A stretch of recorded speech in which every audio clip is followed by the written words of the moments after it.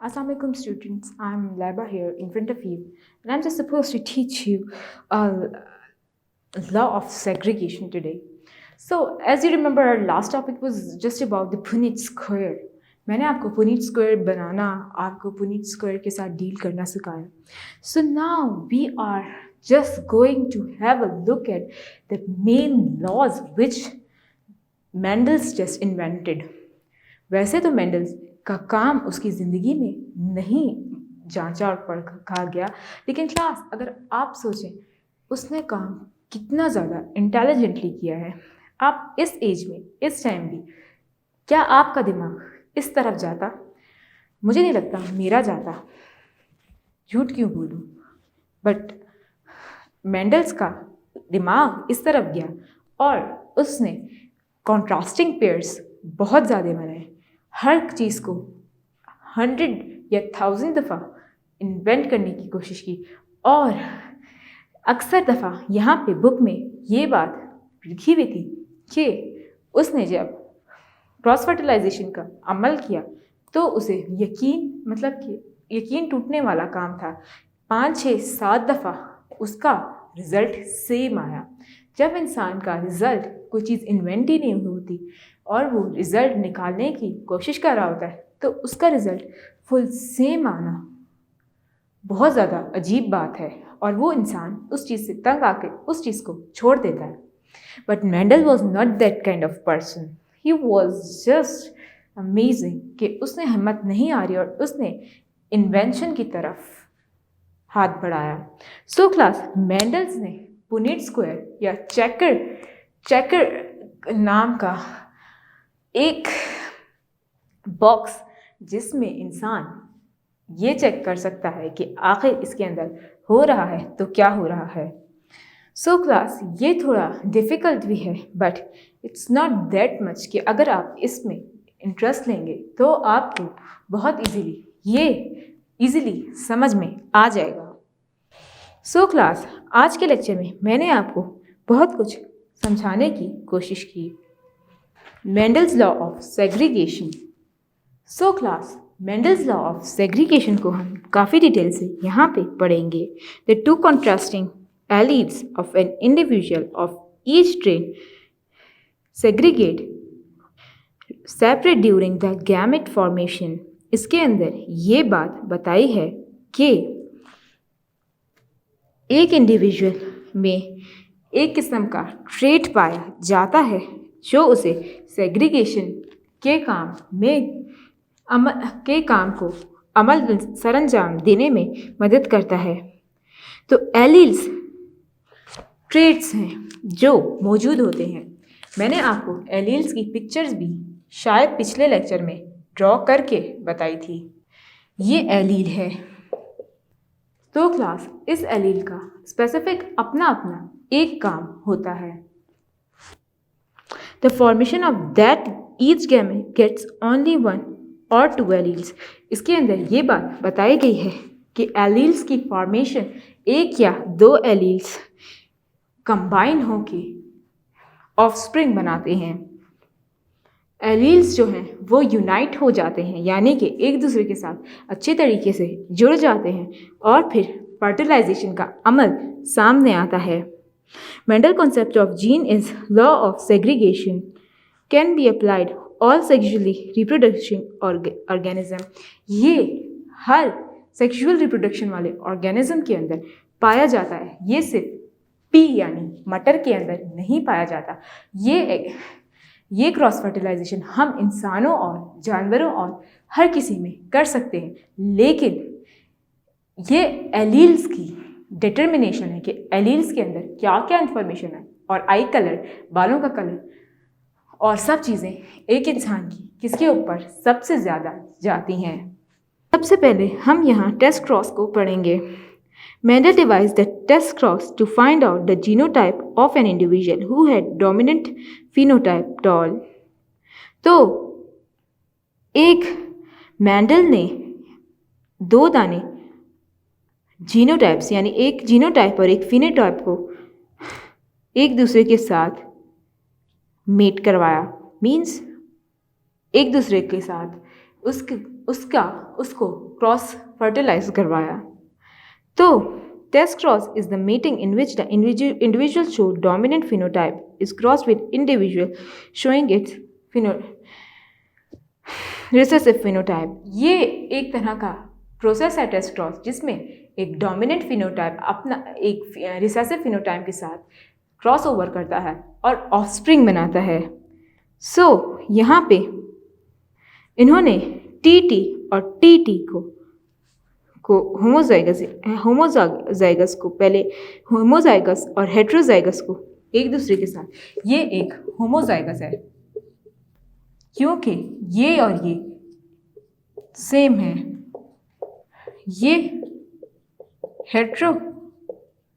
ये हेट्रोजाइगस है और वो होमोजाइगस है। क्योंकि ये दोनों चेंज है तो इसको हेट्रोजाइगस बोलेंगे। If the homozygous tall plant is in form of TT, then the short is always homozygous. तो class, it is the form of all gametes TT allele fertilization result in 100% tall offspring. यहाँ पे tall और short को met कराया है। इसका offspring, जो पहला ऑफस्प्रिंग होगा वो tall ही होगा, तो इसका ऑफस्प्रिंग टॉल ऑफस्प्रिंग होगा। Case 2, if the tall heterozygous will be half with the allele of short T type of gametes, the fertilisation will be 50% tall. तो क्लास, अब इसको शॉर्ट प्लांट के साथ क्रॉसिंग ओवर की गई तो इसका टी, फिर इसका टी और इसका टी, तो 50% टॉल और 50% शॉर्ट ऑफस्प्रिंग हमारे सामने अमल में आया। तो क्लास, ये टीज ये बात प्रूव कर रहे हैं कि किस तरीके का प्लांट किस सूरत में आपके सामने अमल में आ रहा है। Inheritance of two traits. After thoroughly studying the single trait inheritance, Mendel decided to go for 2 traits at a time. इसमें आपको ये बात बताई गई है कि इनहेरिटेंस एक तरीके से एक तो सिंगल इनहेरिटेंस होती है और एक 2 ट्रेट्स की इनहेरिटेंस एक ही टाइम में मौजूद होती है।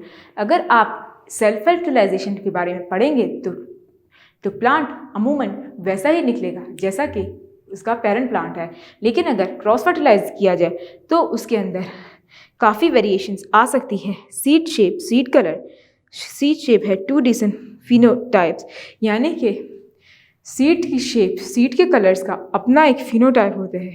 सीड कुड बी राउंड और विंकल्ड, वो या तो राउंड हो सकते हैं या फुली राउंड या थोड़े से व्रिंकल्ड भी हो सकते हैं। Seed colour was another trend, seed colour का भी अपना एक अदर ट्रेंड होता है। इसका एक अपना फिनोटाइप होता है येलो और green. Mendel took true breeding round and yellow seed plants. Mendel ने येलो और ब्राउन सीड प्लांट्स की ट्रू ब्रीडिंग की। Seed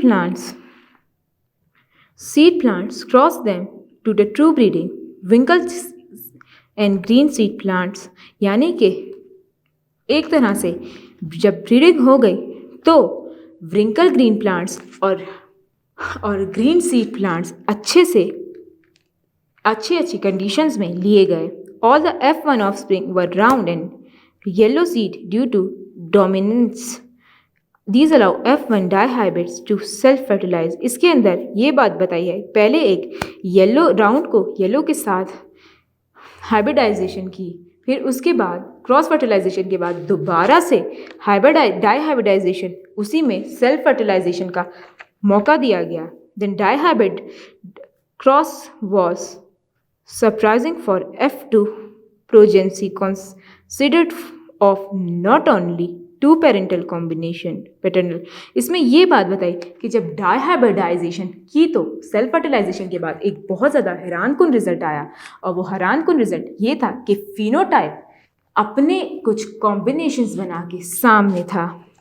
round yellow and wrinkled green, round yellow और व्रिंकल ग्रीन आपके सामने एक तरह की डायहाइब्रिडाइजेशन के बाद रिजल्ट में आए, but also 2 new phenotypic combination, इसके अंदर 2 नए फिनोटाइपिक कॉम्बिनेशंस मिले।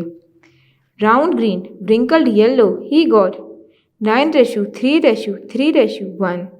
तो इसके अंदर जब हाइब्रिडाइजेशन पहले क्रॉस हाइब्रिडाइजेशन हुई, फिर उसके बाद दोबारा से हाइब्रिडाइजेशन हुई और डाइहाइब्रिडाइजेशन बाद सेल्फ फर्टिलाइजेशन के बाद आपके पास जो रिजल्ट आया वो 9:3:3:1 था। Appearance of recombinant phenotype F2 indicates some shuffling of alleles had occurred, और इसके अंदर थोड़ी सी shuffling of alleles का सामना करना पड़ा।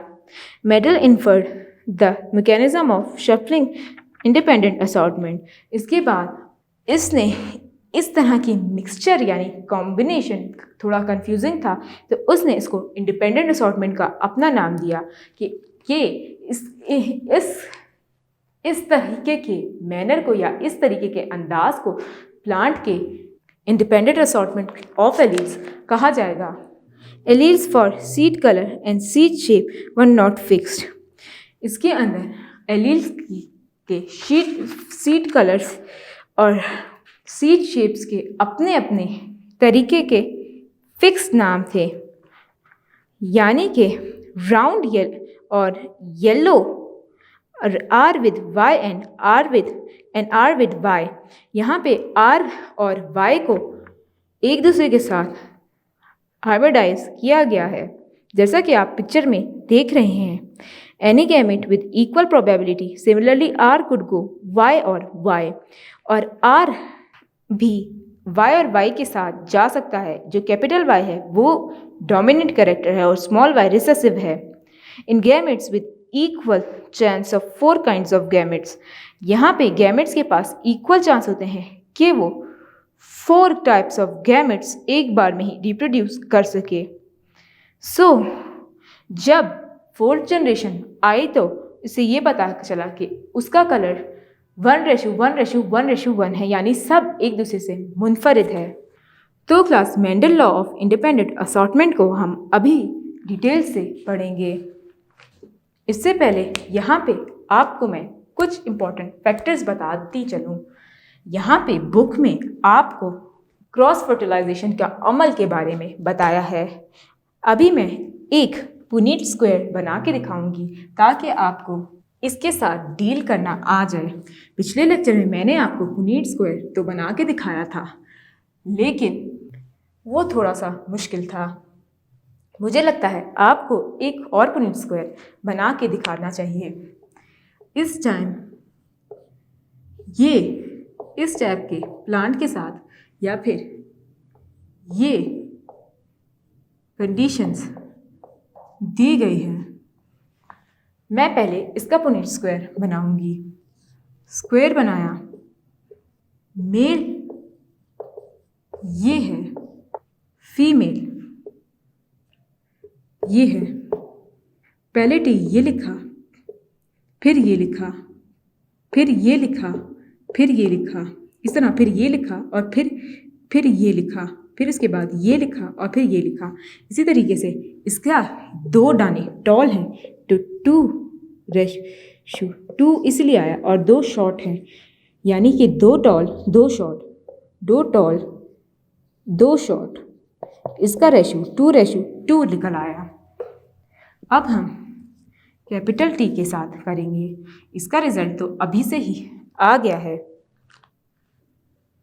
ये मेल प्लांट है तो ये इस तरह से लिखा जाएगा। इसमें पूरे के पूरे 100% बिल्कुल सही है, यानी कि सब के सब टॉल हैं, जैसे कि पेरेंट्स दोनों टॉल ही हैं। इसी तरीके से अगर आपके वालिदैन टॉल ही होते हैं और आप शॉर्ट हो गए हैं तो याद रखें कि आपकी किस्मत में रिसेसिव एलील आ गई है, यानी आपके अंदर अपने किसी फोरफादर की जनरेशन का अमल हुआ है। हम इंसानों के ऊपर यही एक्सपेरिमेंट करने वाला प्रोसेस किसी और क्लास में पढ़ेंगे। ये दोनों टी आ गए, फिर ये टी और फिर ये टी लिखा गया, फिर ये टी और फिर ये टी लिखा गया। सारे शॉर्ट निकले हैं। मेल प्लांट शॉर्ट है और फीमेल प्लांट टॉल है। पहले टी इसलिए लिखा जाएगा, पहले तो हमेशा ये लिखते हैं, लेकिन हमेशा याद रखें कैपिटल पहले लिखा जाएगा और ये डोमिनेंट है। इस बात से 50% टॉल, 50% शॉर्ट, 2:2। एक और कंडीशन ड्रॉ करके बताती हूँ। अगर फीमेल टॉल हुई और मेल शॉर्ट हुआ तो इसमें ये बात प्रूव होती है कि सारे के सारे टॉल ही हैं। क्लास आपको पुनीत स्क्वायर से ये बात पता लग गई होगी कि इसको ड्रॉ कैसे किया जाता है।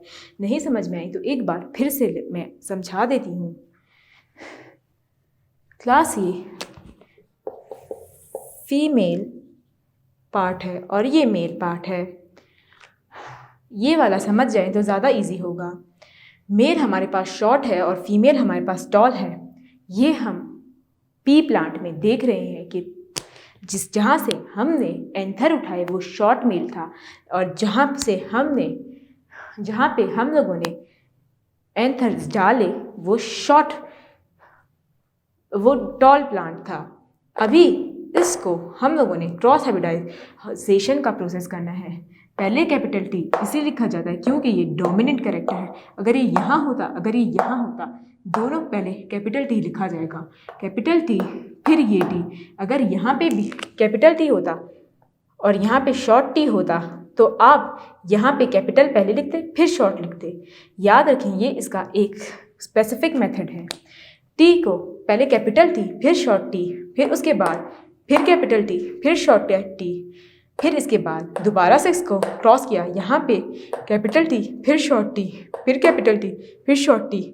इसी तरीके से सारी जनरेशन फुली 100% बिल्कुल ठीक तरीके से टॉल निकली है। बट फर्स्ट फर्टिलाइजेशन का अमल हो रहा था तो फुली टॉल पर प्लांट था। मेल फुली टॉल था और फीमेल फुली शॉर्ट थी। जब ऑफस्प्रिंग मिला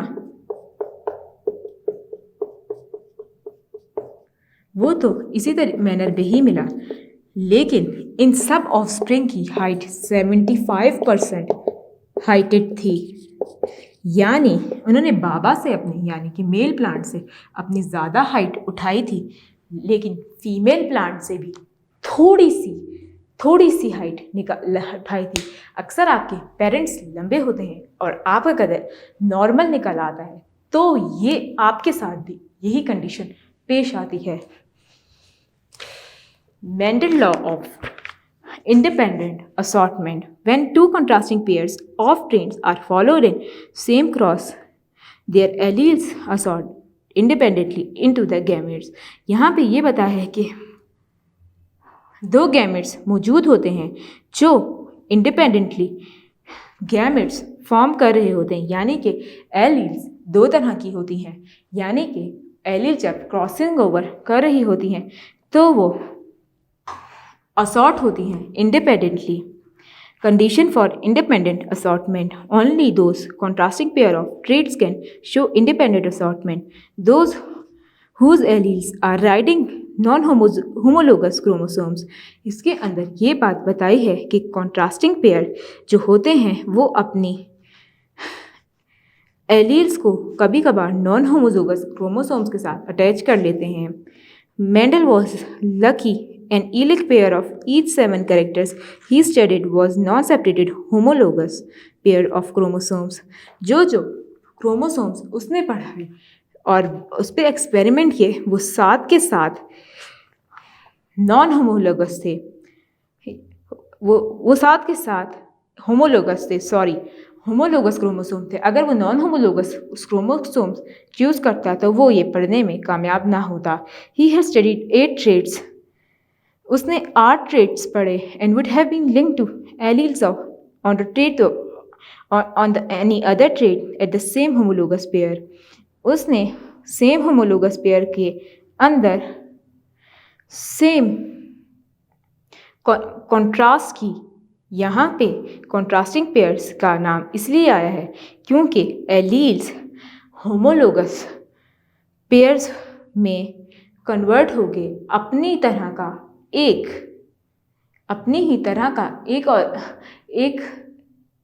ऑर्गेनिज्म, एक ऑफस्प्रिंग बना रहे हैं। ऑफस्प्रिंग बनाने का ये होमोलोगस मैनर बिल्कुल परफेक्ट है, यानी कि ये उसने सारे ट्रेंड्स अलग अलग लिए, तभी तो उसको अलग अलग रिजल्ट्स मिले। Could have never assorted independently, ये इंडिपेंडेंटली खुद सेल्फ फर्टिलाइजेशन अगर एक प्लांट में ही हो रही होती तो असॉर्टमेंट का ये रूल इजाद ही ना होता। Can you guess why recall P has show many homologous chromosomes? क्या आप सोच सकते हैं कि होमोलोगस पेयर्स ऑफ क्रोमोसोम्स क्यों इस तरीके से पेश आते हैं? यानी कि इसमें ये बताया होमोलोगस पेयर्स ऑफ क्रोमोसोम्स क्यों हमेशा एक तरह का रिजल्ट देते हैं। यानी कि अगर येलो पी वाले प्लांट को येलो पी वाले प्लांट के साथ हाइब्रिडाइज किया, क्रॉस फर्टिलाइज किया, तो उसका रिजल्ट तो सेम ही आता है, यानी कि वो येलो ही प्लांट प्रोड्यूस करेगा। लेकिन अगर राउंड रेड प्लांट को येलो के साथ, राउंड ग्रीन प्लांट को येलो के साथ कर दिया तो कलर किस तरह का आता है, वो बात इस वाली बुक में मेंडल्स ने साबित कर ली। होमोलोगस पेयर्स जब अपने चेंज कर रहे होते हैं तो अपने कुछ कैरेक्टरिस्टिक्स दूसरे होमोलोगस पेयर के पास दे देते हैं। यानी होमोलोगस पेयर जब एक दूसरे के साथ मिल रहे होते हैं तो वो अपने अपने कैरेक्टरिस्टिक्स एक दूसरे को ट्रांसफ़र कर देते हैं और दूर हो जाते हैं। फिर जो कैरेक्टरिस्टिक ट्रांसफ़र हुए होते हैं वो आने के चांसेस उनमें भी है, उनकी फ्यूचर जनरेशन में, उसे उनके आने से आने वाली जनरेशन में भी है। ये बात बहुत इंपॉर्टेंट है कि आपको Mendel's law of independent assortment यानी कॉन्ट्रास्टिंग पेयर, यानी उसने हर चीज़ के पेयर को बहुत अच्छे तरीके से कॉन्ट्रास्ट यानी कंपेयर किया था, जो बेहद ज़्यादा इम्पॉर्टेंट था। उसने पुनीत स्क्वायर बनाया उसने, और पिछले लेक्चर में जो बातें बढ़े, लॉ ऑफ सेग्रीगेशन का इन्वेंशन दिया। लॉ ऑफ सेग्रीगेशन बहुत ज़्यादा इम्पॉर्टेंट था टॉल और शॉर्ट प्लांट्स के लिए। इसके अलावा ऑफस्प्रिंग के कलर, टेस्ट और बैलेंस के बारे में भी उसी ने बहुत अच्छे तरीके से, बहुत इंडिपेंडेंटली इन्वेंट किया। ये बहुत इम्पॉर्टेंट लेक्चर है। इसी से लिंक्ड लेक्चर मैं आगे वाली future lectures Mendel law and we humans में बताऊंगी कि हमारे अंदर किस तरीके से ये एलील्स डोमिनेंट हो या रिसेसिव आ रही होती है। डोमिनेंट एलील नुमायाँ होने वाली एलील कहलाती है और रिसेसिव एलील जो गैर नुमायाँ होने वाली एलील है। कभी कभी रिसेसिव एलील की किस्मत अच्छी निकल आती है कि वो डोमिनेंट हो जाती है। जैसे कि यहाँ पे आपको इस ट्रेट में इस ट्रेट में नज़र आ रहा है कि ये रिसेसिव एलील्स की किस्मत अच्छी निकली और ये यहाँ पे साफ तौर पे नुमायाँ हो गई।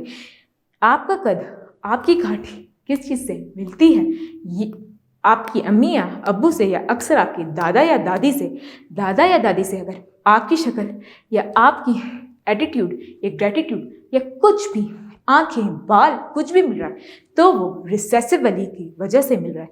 आप में रिसेसिव एलील की फॉर्म में आगे जनरेशन टू जनरेशन चलते आ रहे हैं। यानी कि आपके बच्चों के बच्चों में अगर आपकी जैसी खुसूसियत आती है तो वो रिसेसिव एलील से होती है। तो क्लास रिसेसिव और डोमिनेंट एलील पे कंफ्यूज होने की कोई ज़रूरत नहीं। ये पूरा लेक्चर डोमिनेंट और रिसेसिव एलील्स के बारे में कम्प्लीटली था। होप सो ये पुनीत स्क्वायर आपको बनाना आ गया हो, क्योंकि हम फ्यूचर लेक्चर्स में सिर्फ और सिर्फ पुनीत स्क्वायर्स के साथ ही डील करेंगे। मेंडल्स लॉ ऑफ सेग्रीगेशन बहुत ईजी था। इसके अलावा अगर आपको कुछ समझ नहीं आता तो आप मेरी वीडियो दोबारा देखें और इसको समझिए। यकीन जाने आपको ज़रूर ये समझ में आएगा। होप सो आज के लिए आपके लिए इतना ही काफ़ी है। फिर मिलेंगे अगले लेक्चर में एक नए टॉपिक के साथ। तब तक के लिए इजाज़त चाहती हूँ। अल्लाह हाफिज़।